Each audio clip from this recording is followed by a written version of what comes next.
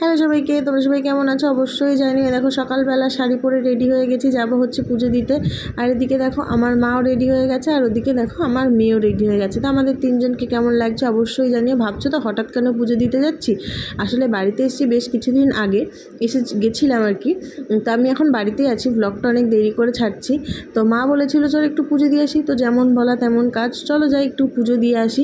আর এদিকে দেখো আমরা রাস্তায় বেরিয়ে পড়েছি, অটো করে যাচ্ছি। আমাদের বাড়ি থেকে বেশি দূর না, অল্প একটু দূর, তাও অটো করেই যাচ্ছে। এদিকে সেদিকে এখনও মন্দিরের দরজা খোলেনি, পুজো এখনও শুরু হয়নি, একটু পরে শুরু হবে, তাই জন্য আমরা বাইরে বসে সবাই অপেক্ষা করছি। আর এদিকে দেখো আকাশে প্রচণ্ড মেঘ করেছে, এক্ষুনি হয়তো বৃষ্টি নামবে।